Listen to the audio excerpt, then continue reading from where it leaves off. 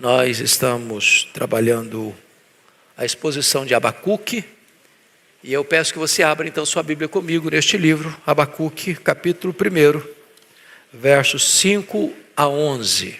É o texto de exposição nesta manhã. Abacuque, capítulo 1, versos 5 a 11.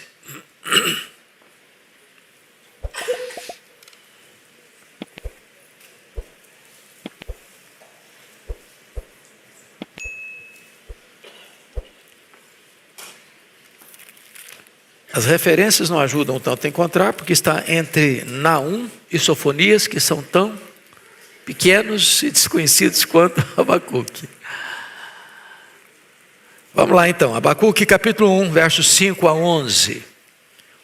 Já que está na tela, quem sabe poderíamos ler juntos? Vamos tá? Todo mundo?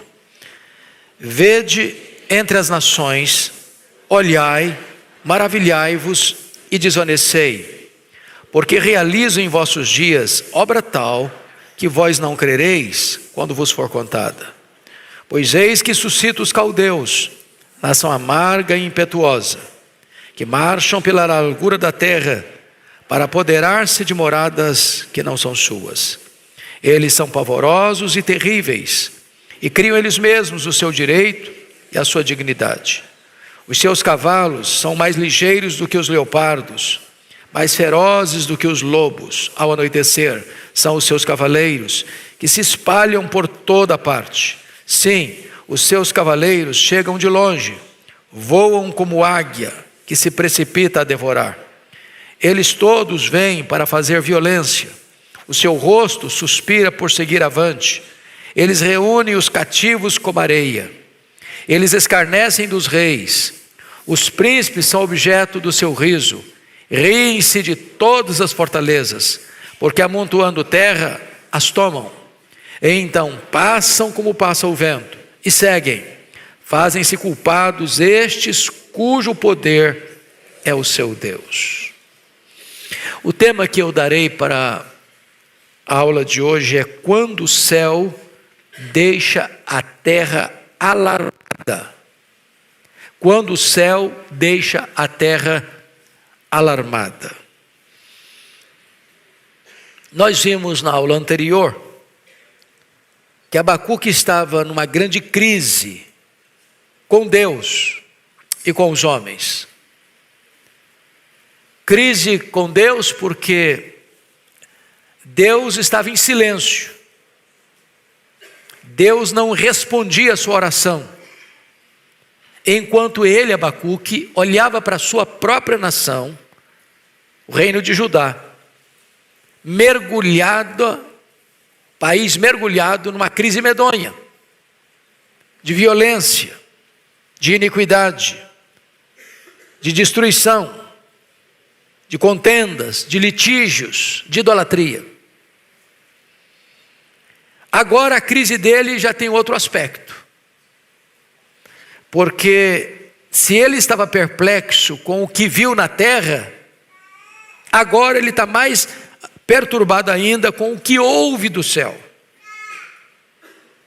Em outras palavras, ele estava perturbado com o silêncio de Deus.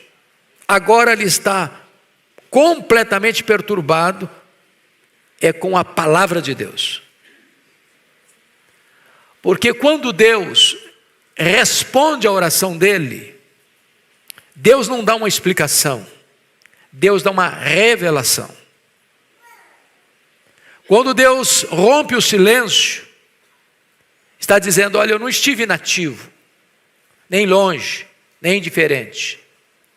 Vendo a iniquidade do meu povo, eu estou preparando os caldeus, os babilônios, este poderoso e megalomaníaco império, para ser a vara da disciplina sobre o meu povo. Isso nos choca, porque Deus cumpre a sua palavra quando essa palavra está a nosso favor. E Deus cumpre a sua palavra quando essa palavra está na contramão da nossa expectativa para nos disciplinar. O que choca ainda mais o profeta é como Deus pode usar um povo mais violento que o seu, mais injusto do que o seu, para disciplinar a sua nação, o povo de Judá. Então, eu gostaria de, a título de introdução, fazer 3 declarações. Primeira, a voz de Deus pode ser mais perturbadora do que o seu silêncio. Porque o silêncio de Deus trazia para o coração do profeta uma angústia. Por que que Deus não age? Por que que eu grito violência e o teu braço não se estende para interromper a violência? Por que que Deus permite a crise no Brasil e você ora e a crise agrava? E a angústia nossa também. Só que quando Deus responde a oração dele, Deus diz: olha, meu filho, eu vou trazer a Babilônia, uma nação amarga, para disciplinar esse povo. Segunda declaração, a ação de Deus pode ser mais perturbadora do que a inação de Deus. Tem hora que Deus não age, ele fica em silêncio, ele não se manifesta. Mas o silêncio de Deus não significa que ele não está agindo. Quando Deus começa a agir,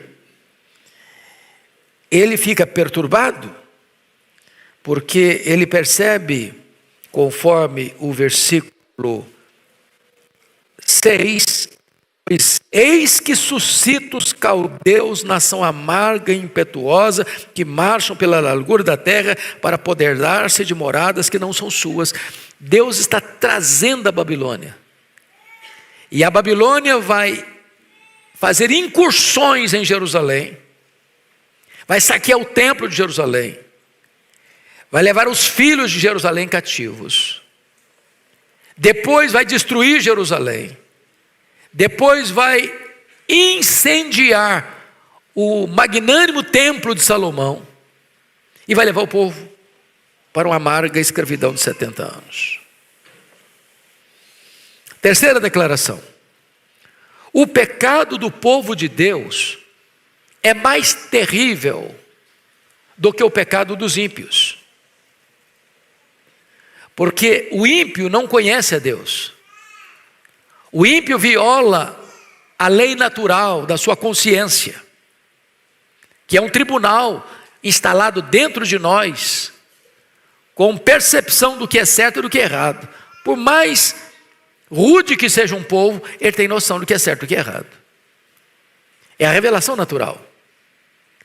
Entretanto, o povo de Deus tem a revelação especial. Tem a Bíblia, a palavra escrita.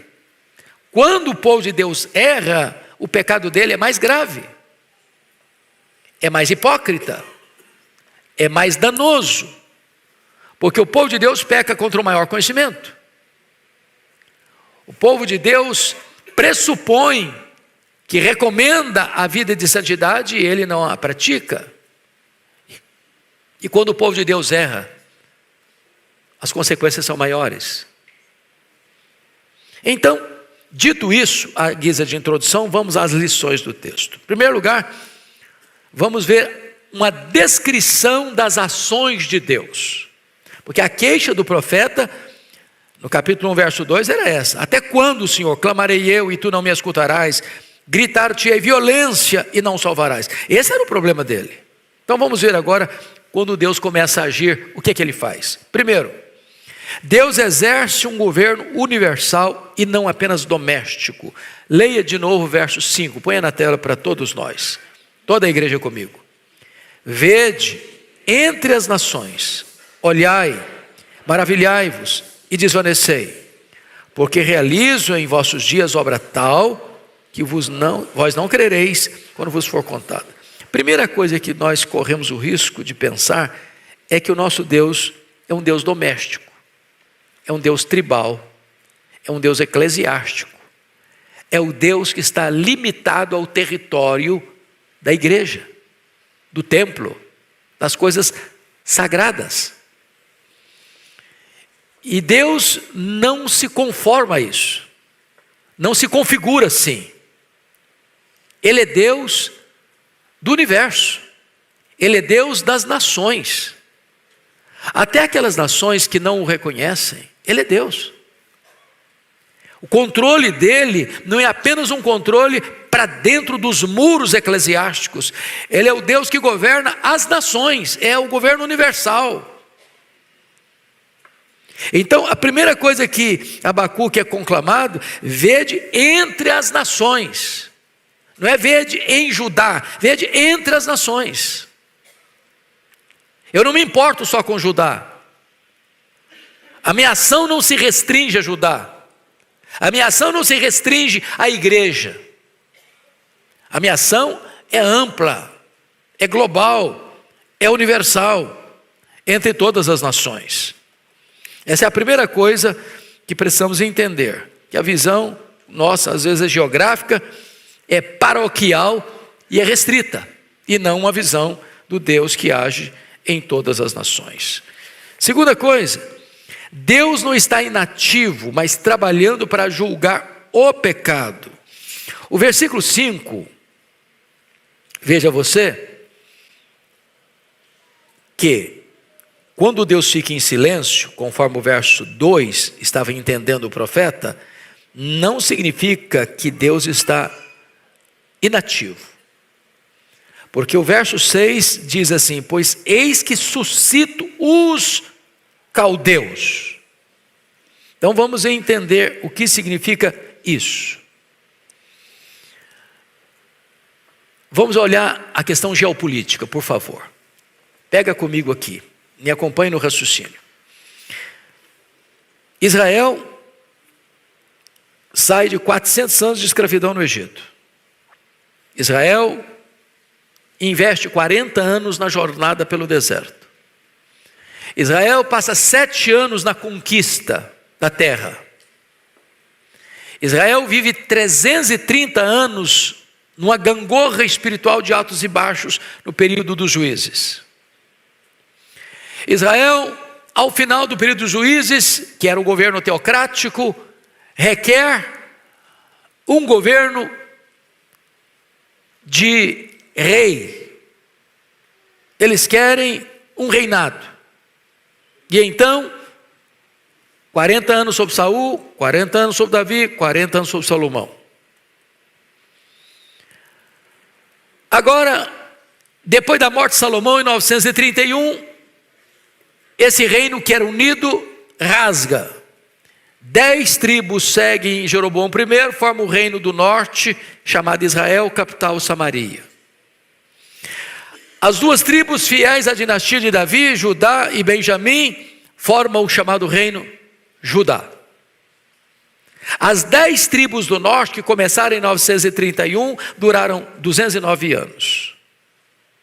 Em 722, a Síria, que era na época o maior e mais poderoso império do mundo, controla, domina Samaria e leva o povo para o cativeiro.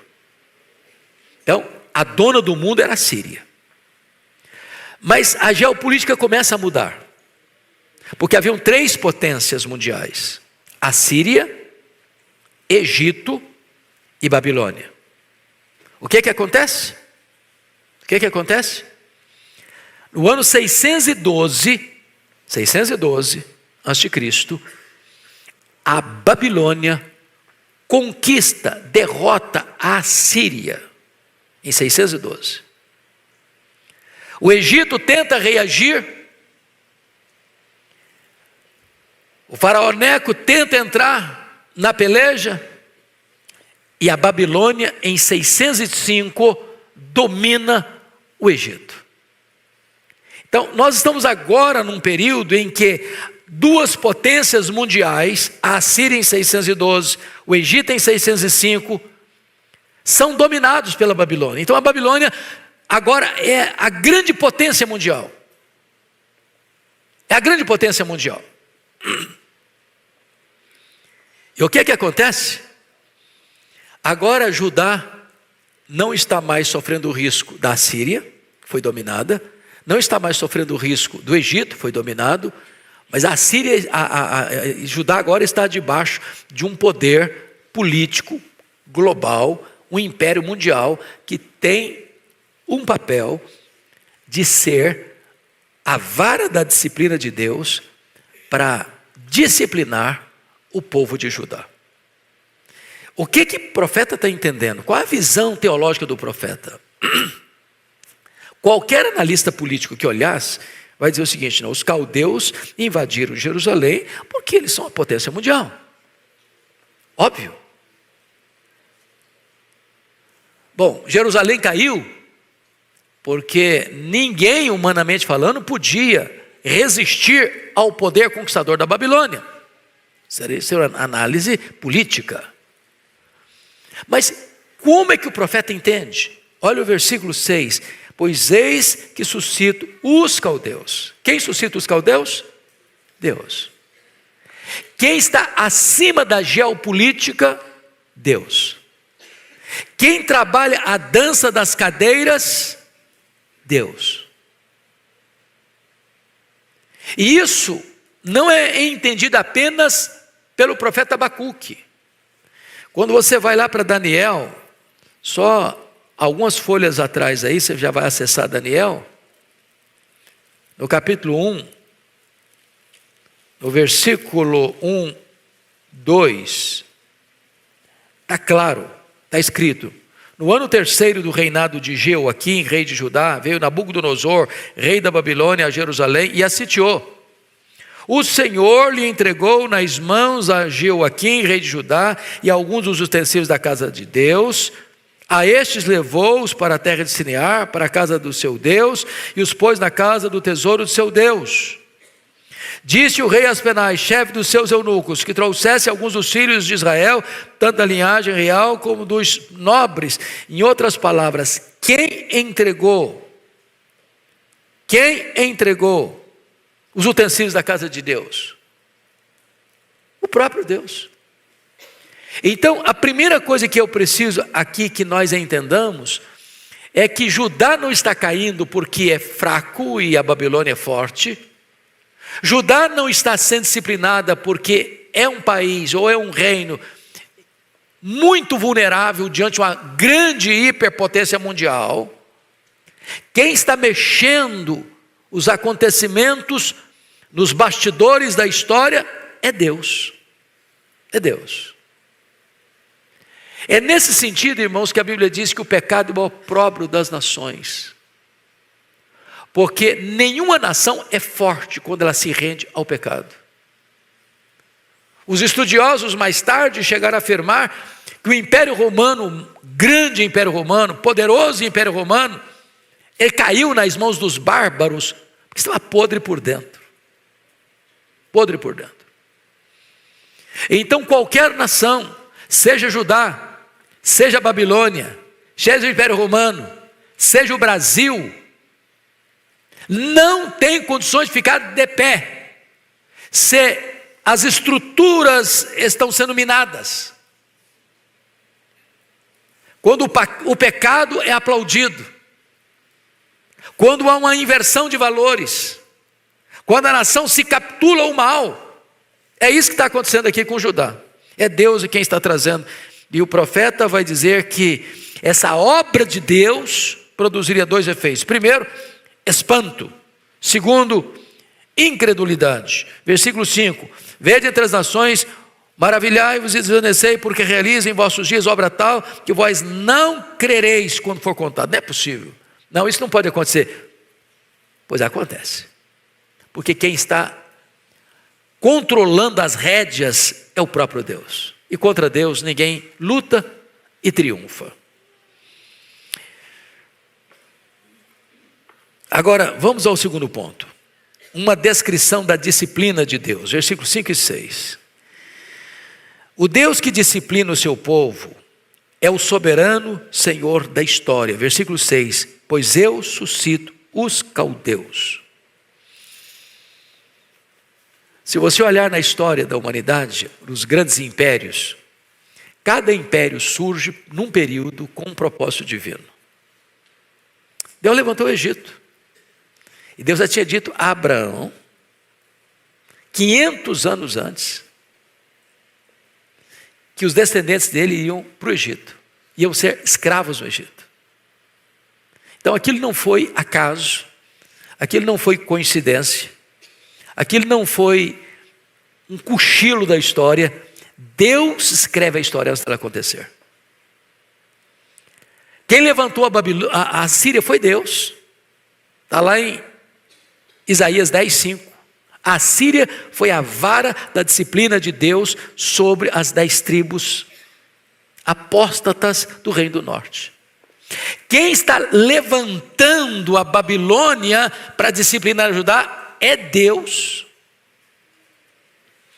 Quem vai disciplinar a Babilônia é o Império Medo-Persa, e Isaías diz que o Ciro, o rei Ciro, era seu servo para fazer a sua vontade e liberar o povo que foi levado para a Babilônia cativo para Jerusalém. Quem levanta o Império Grego para disciplinar o Império Persa é Deus. Quem levanta e derruba o Império Romano é a mão de Deus. Entendamos ainda hoje, irmãos, que no mapa geopolítico parece que Deus é o Deus que só está lá no céu, ou é o Deus que só está dentro da igreja. Deus está sentado no trono, e é Ele quem levanta reis, e Ele quem abate reis, e é Ele quem dirige a história e conduzirá a história a uma consumação final. Essa é a verdade gloriosa que nós podemos enxergar nesse texto. Mas veja bem, segundo ponto,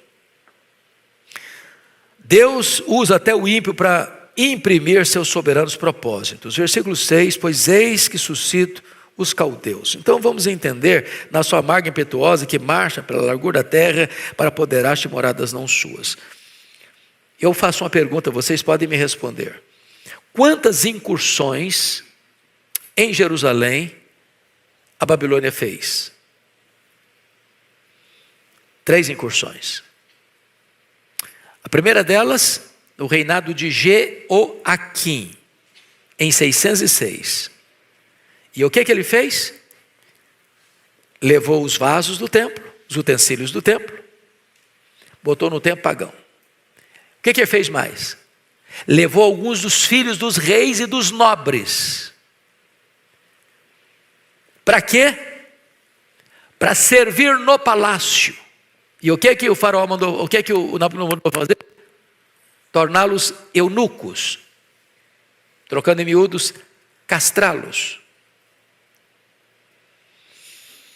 Por que ele fez isso? Porque embora Nabucodonosor fosse um rei absolutista, e o que significa um rei absolutista? É um rei que é maior do que a lei, ele é a própria lei, e você vai notar isso exatamente aqui. O que está escrito, o poder deles é o seu próprio Deus, versículo 11, fazem culpados estes cujo poder é seu Deus. Versículo 7, eles são pavorosos e terríveis e criam eles mesmos o seu direito e a sua dignidade. Então o rei Nabucodonosor estava acima da lei. O que ele fazia?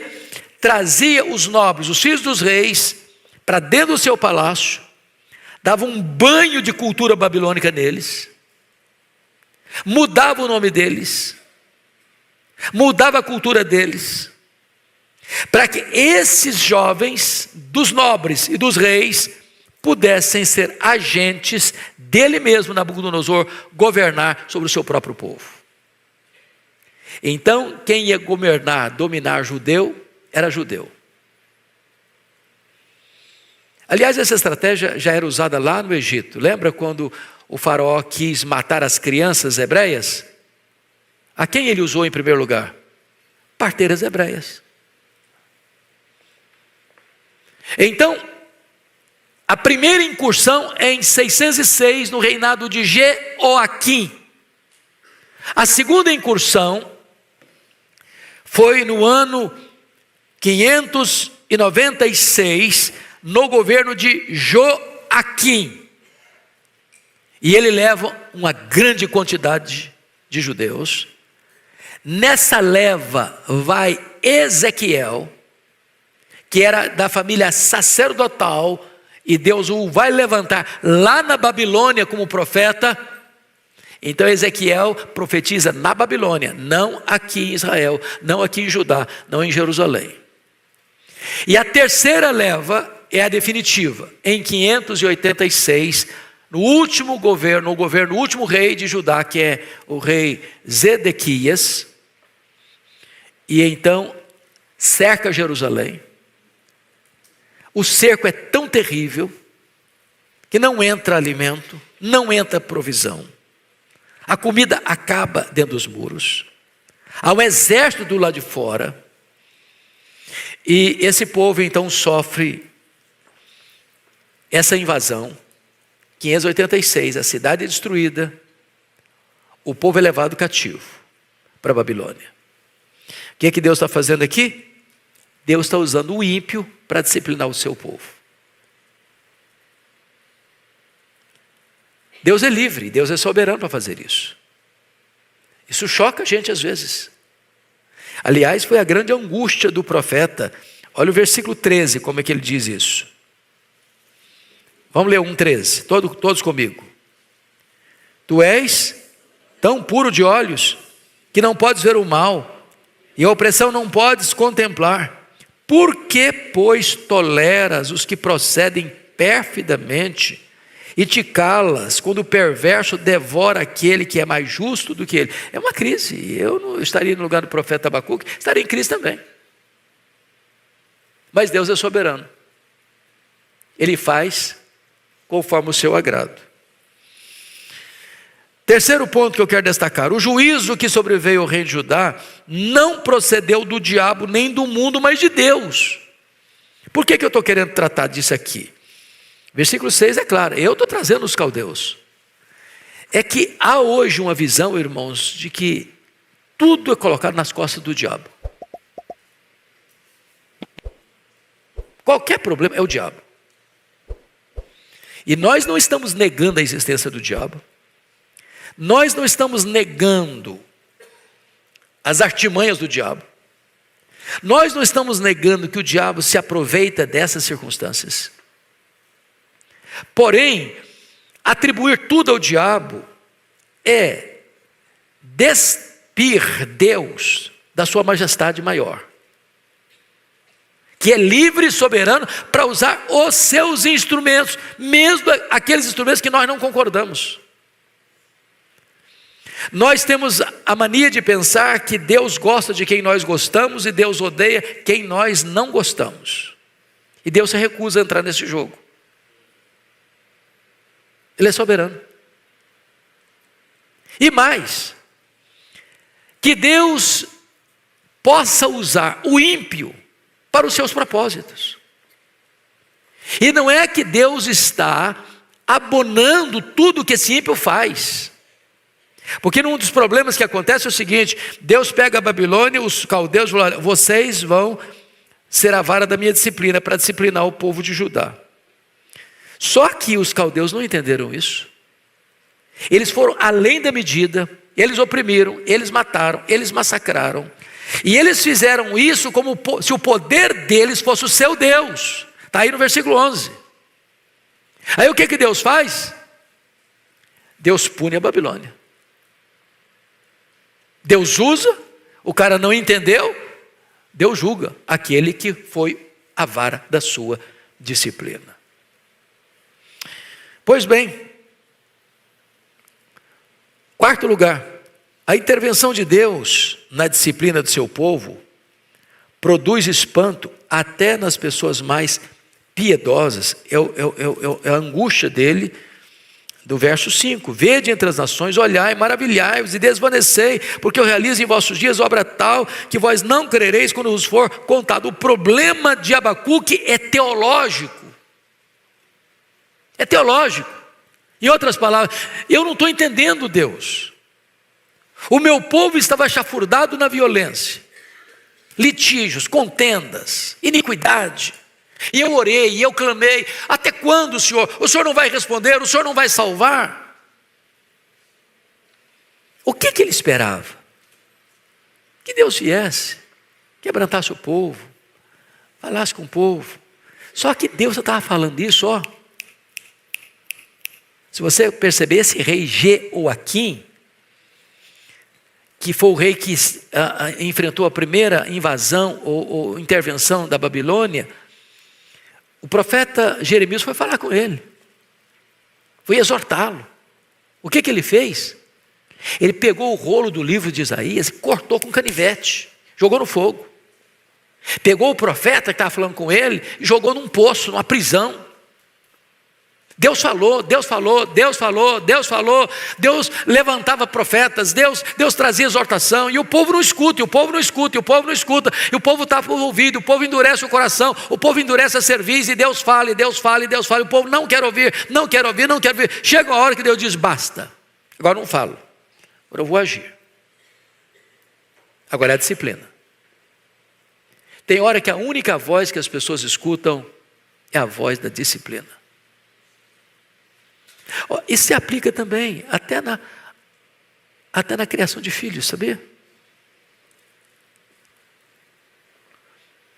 O apóstolo Paulo é fantástico quando ensina assim: e vós pais não provoqueis os vossos filhos a ira, mas criai-os na disciplina e na admoestação. Disciplina implica em limites e até em castigo. A admoestação tem a ver com palavra, com conversa, com confronto, com advertência, com admoestação. Tem hora que você deve falar para o filho. Okay. Se o filho engrossar para o seu lado, você é pai, ele é pequeno, ele engrossar para o seu lado, dá um tapa na sua cara. Não, filhinho, não fica legal você bater na carinha do papai, né? Ele vai engrossar mais ainda. Aí tem uma parte no corpo que é bem carnuda, e que você vai lá e dá, não é espancar, não é violência. Eu sei que hoje a psicologia moderna não aceita isso, mas eu prefiro ficar com a Bíblia. Eu prefiro ficar com a Bíblia. Então Deus faz o mesmo. Deus faz o mesmo com a gente. Meu filho, eu estou falando. Você não quer ouvir? Eu vou ter que pegar um remédio mais amargo agora. Vou ter que usar um método mais radical. Eu vou ter que trazer os caldeus. A coisa não é brincadeira, não. Vamos ver agora, em último lugar, uma descrição do instrumento usado por Deus. Abacuque vai fazer aqui uma espécie de diagnóstico, de radiografia dos caldeus. Então, quem eram os caldeus? Primeiramente, eles eram cruéis. Versículo 6, nação amarga e impetuosa. Amarga, impetuosa. Tem limite, tem freio, tem autocontrole, são assodados, destemidos, violentos.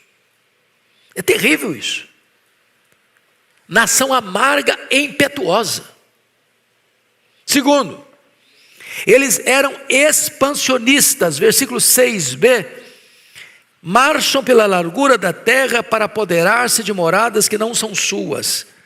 Aqui é um domínio que não respeita a soberania de outra nação, que não respeita os limites geográficos de outra nação. Eles se apropriam, se apoderam de moradas que não são suas, são expansionistas. Versículo 9, eles todos vêm para fazer violência, o seu rosto suspira por seguir avante, eles reúnem os cativos como areia, ou seja, eles entram numa cidade, eles entram numa região geográfica, numa configuração de um país, e invadem, e tomam, e conquistam, se apropriam de tudo. Implacáveis. Expansionistas. Eles conquistavam cidades, eles feriam pessoas, eles queimavam templos, Eles conquistavam terras. Mas leia o verso 7 comigo. Vamos ler os versos 7, por favor. Todos juntos. Eles são pavorosos e terríveis, e criam eles mesmos o seu direito e a sua dignidade. Pavorosos e terríveis. Não tem lei universal que garanta a esses povos conquistados para blindá-los das ações dos caldeus. Aliás, o verso 7 deixa isso claro para nós aí, ao afirmar que eles criam, eles mesmos, o seu direito e a sua dignidade. Eles são a sua própria lei. Ninguém os controla, ninguém os governa. E Deus está exatamente trazendo esse povo, os caldeus, para dentro de Jerusalém. Porque Jerusalém não consegue ouvir Deus falar e obedecer. Aliás, eu não sei se vocês já leram, fizeram essa leitura, mas o pecado recorrente das 10 tribos do norte foi idolatria. Lembram disso? Qual foi o pecado que todos os 19 reis do reino do norte cometeram? O mesmo pecado de Jeroboão I. Qual foi o pecado dele? Fazer um bezerro de ouro e levar o povo a adorar o bezerro de ouro. Todos os reis do reino do norte adoraram o bezerro de ouro, idolatria. O que aconteceu lá no reino do sul, lá em Judá? Alternava alguns reis piedosos, como Asa, como Josafá, como Ezequias, Josias, mas a maioria dos reis do sul foram idólatras também. Não adiantava os profetas exortarem, exortava hoje, aí um rei piedoso tomava uma decisão, no próximo que vinha era pior do que os anteriores, e implementava de novo a idolatria. O cativeiro da Babilônia baniu a idolatria do povo judeu. Foi preciso um remédio amargo para que o povo de Deus rompesse com a prática da idolatria. Foi preciso que eles tomassem uma espécie de terapia de choque. Quando os vasos do templo, os utensílios do templo, saíram de Jerusalém, consagrados ao culto a Deus, e foram levados para dentro de um templo pagão. Zombaram desses vasos do templo. E Deus não se deixa escarnecer, porque quando o rei Belsazar vai apanhar os vasos do templo para beber numa festa promíscua, Deus o sentencia de morte.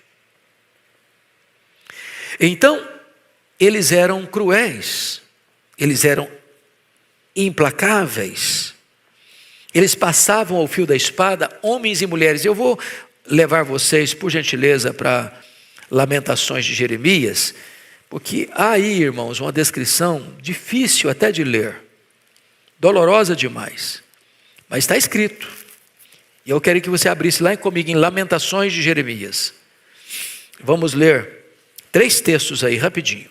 Põe na tela para mim, filho, Lamentações 2:21. Lamentações de Jeremias 2:21. Está aí na tela. Vamos ler todos juntos. Vamos lá? Jazem por terra pelas ruas o moço e o velho.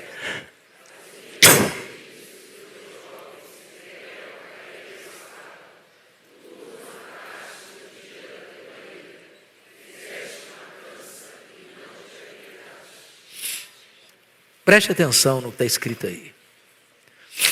Jazem por terra pelas ruas o moço e o velho. As minhas virgens e os meus jovens vieram a cair à espada. Ele está falando com quem? Está falando com Deus. Tu os mataste no dia da tua ira. Fizeste matança e não te apiedaste. Quem está matando os judeus dentro de Jerusalém? Os caldeus. A quem o profeta atribui? A Deus. Os caldeus são instrumento de quem? De Deus. O maior agente é Deus. Isso nos choca. Segundo texto, capítulo 4, versículo 5 de Lamentações. Vamos ler juntos. Os que se alimentam de comidas finas desfalecem nas ruas. Os que se criaram entre escarlata se apegam aos monturos. Ele está falando da classe nobre, da classe rica, da classe A, da classe que foi criada com o melhor, com o luxo, com o fausto, com a riqueza, com os banquetes, com púrpura, com linho fino. Estão cobertos de andrajo, com fome nas ruas. Terceiro texto, capítulo 5, verso 10 a 18. Esse capítulo é tão doloroso, e eu queria que você lesse com temor e tremor comigo esse texto. Vamos juntos. Nossa pele se esbraseia como um forno, por causa do ardor da fome. Forçaram as mulheres em Sião, as virgens nas cidades de Judá. Os príncipes foram por eles enforcados. As faces dos velhos não foram reverenciadas. Os jovens levaram a mó. Os meninos tropeçaram debaixo das cargas de lenha. Os anciãos já não se assentam na porta. Os jovens já não cantam. Cessou o júbilo do nosso coração. Converteu-se em lamentações a nossa dança. Caiu a coroa da nossa cabeça. Ai de nós, porque pecamos. Por isso caiu doente o nosso coração. Por isso se escureceram os nossos olhos. Pelo monte de Sião, que está assolado, andam as raposas. Esse é o cenário que Jerusalém viveu por uma razão: não ouviram a voz de Deus, tiveram que escutar a disciplina divina. Esses conquistadores também eram absolutistas, porque o verso 7 diz que eles fizeram, voltando agora para Abacuque, volta comigo para lá, por gentileza, versículo 7, está escrito: criam eles mesmos o seu direito e a sua dignidade. Isso é absolutismo. Eu sou minha própria lei, eu crio minha própria lei. Mas eles eram mais do que isso, irresistíveis. Militarmente falando, irresistíveis. Versículo 8. Leia o 8 comigo, por favor. Os seus cavalos são mais ligeiros do que os leopardos, mais ferozes do que os lobos. Ao anoitecer, são os seus cavaleiros que se espalham por toda parte. Sim, os seus cavaleiros chegam de longe, voam como águia que se precipita a devorar. Destaque os 4 animais que são mencionados aí: leopardos, lobos e águia. O que ele está dizendo? Ele está dizendo que os cavalos eram tão rápidos, tão velozes como o leopardo, um dos animais mais ágeis e velozes do mundo. Ele está dizendo que os cavaleiros eram como os lobos que caçam de noite, ávidos por sangue. E ele está dizendo que esses cavaleiros eram como a águia. A águia é uma ave poderosíssima, que alcança as alturas excelsas, que faz voos longos, que enxerga a mais de 2 quilômetros um alvo, e caminha na direção, voa na direção desse alvo como uma flecha. E ele diz: olha, é assim que são esses soldados, é assim que são esses conquistadores.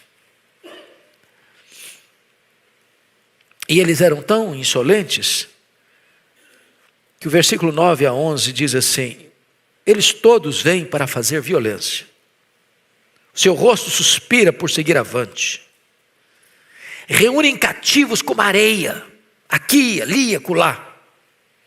Escarnecem dos reis, você não respeita ninguém. Os príncipes são objeto do seu riso. Riem-se de todas as fortalezas, porque amontoam terra e as tomam, ou seja, não tem rei, não tem príncipe, não tem muralha alta, não tem nada que possa detê-los. Essa é a descrição. Mais do que isso, são megalomaníacos. Versículo 11 diz que eles fazem-se culpados. São megalomaníacos porque o texto diz no finalzinho ali, fazem-se culpados esses cujo poder é o seu Deus. Vamos parar um pouquinho aqui. Pergunto a vocês, a Babilônia era um império monoteísta ou politeísta? Era politeísta. Muitos deuses. Ele tinha um panteão de deuses. Mas, à luz do profeta Abacuque, qual era a divindade mais adorada na Babilônia? O seu próprio poder. O seu próprio poder. Eles se julgavam deuses. Eles eram maior do que, na cabeça deles, os deuses dos povos. Megalomaníacos, absolutistas. Mas o texto vai nos concluir dizendo o seguinte, que eles foram encontrados por Deus como culpados, fazem-se culpados. Como assim? Como assim? Eles eram os instrumentos levantados por Deus para disciplinar o seu povo e ao mesmo tempo culpados. Como assim? É que eles não entenderam a missão que Deus lhes havia dado. Ao disciplinarem o povo de Judá, eles não entenderam que eles estavam sendo instrumentos nas mãos de Deus. Eles estavam atribuindo a eles mesmos como se fossem deuses. E aí eles foram encontrados culpados. E o que é que acontece? Esse império tão poderoso entra em colapso. E eu quero concluir levando vocês a Daniel capítulo 2. Vocês se lembram da visão de Nabucodonosor? Que nenhum conseguiu interpretar? Foi Daniel que conseguiu interpretar o sonho dele, a visão que ele teve? Qual era a visão? Ele sonhou com uma grande estátua. A cabeça da estátua era ouro. Os braços da estátua e o peito eram de prata. O quadril era de bronze. As pernas eram de ferro. E os pés e os dedos eram de ferro e barro. E ninguém conseguiu interpretar esse sonho de Nabucodonosor. Então Daniel é chamado e interpreta e diz assim: ó Nabucodonosor, tu és a cabeça de ouro. Depois vem um outro império, com os braços de prata. 2, porque eram os medos e os persas. Depois um outro império surgirá, ligeiro, rápido. É o império grego, greco-macedônio. E depois um outro império se levantar muito poderoso, como ferro, irresistível, que é o império romano.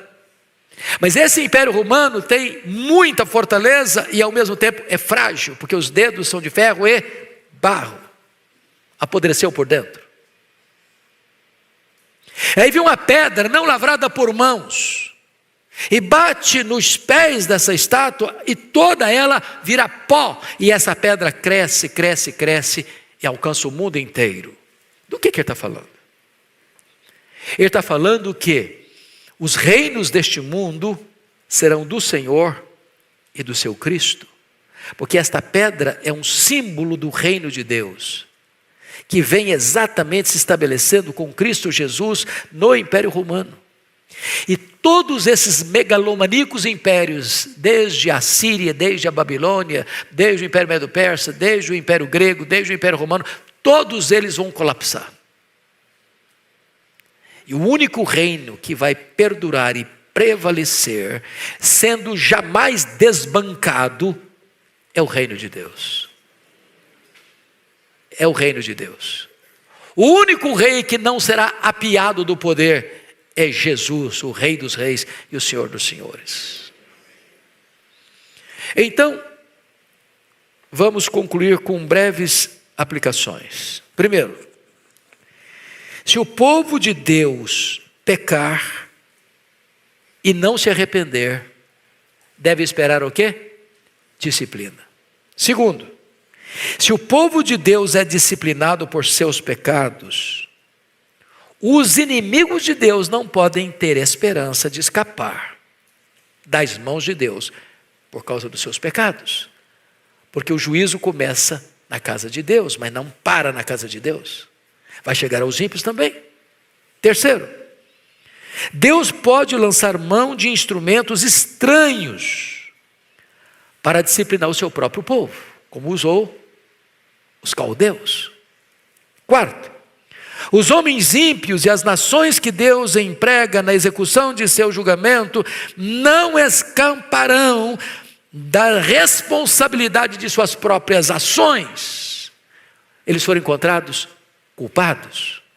Finalmente, a exaltação de si mesmo é o último engano do coração dos tolos. A nossa força é o nosso próprio Deus. Quem pensa assim está liquidado. Porque a força do braço da carne, por mais forte, é vulnerável. Só buscando refúgio debaixo das asas do Onipotente é que nós estaremos seguros. Meus amados, que Deus nos abençoe, que Deus nos ajude, que Deus ilumine a nossa mente, para entendermos que o pecado é maligníssimo, que o salário do pecado é a morte, mas que o dom gratuito de Deus é a vida eterna. Vamos ficar em pé e vamos orar.